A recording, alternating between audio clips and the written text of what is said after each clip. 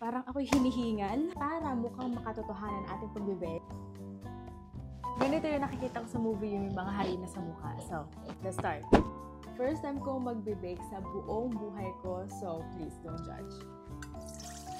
Warm milk. I don't have white sugar, kaya washed sugar na lang. And then our yeast. Haluin natin hanggang ma-dissolve yung sugar.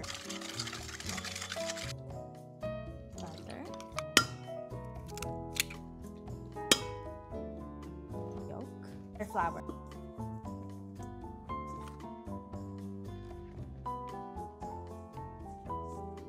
Parang makatotohanan talaga siya. So, sa TikTok ko lang talaga ito napanood. Sabi ko kasi, bakit hindi ako magawa ng tinapay? Wala naman ako masyadong pinagagawa sa buhay. Mukhang promising naman yung itsura niya. Flour para hindi lumikit. Napanood ko na huwag masyadong maghaharina. Too much. Dahil baka maging matigas yung bread. At ayaw natin ng matigas na bread. Iba lang yung gusto natin. Ay, hindi ko alam kung tama to. Kita nyo ba? May dumidikit yung part. Ano ba? Tama ba to? Hala siya, dumikit na ay. Hala siya, mukha na tong naging clay. Ay! Uy, parang makatotohanan na ito. Napaproud na agad ako sa sarili ko. Naku, baka ito na yung totoo ko talagang calling. Mag-bakery.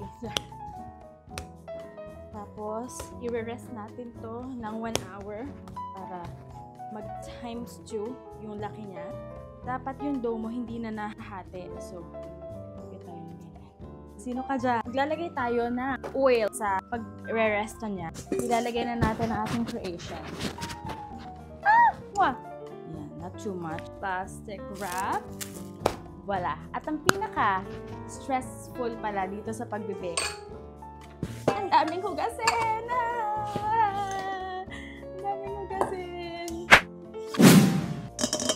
1 oras na nakalipas.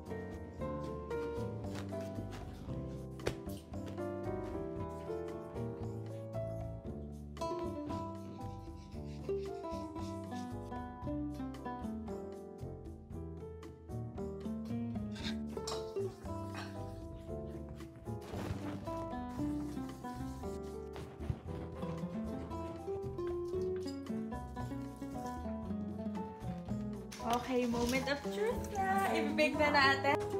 Okay, moment of truth. It's baking na.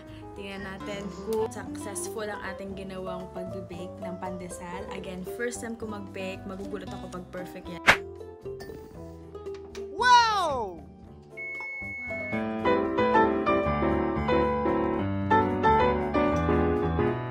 Amoy bakery! I'm falling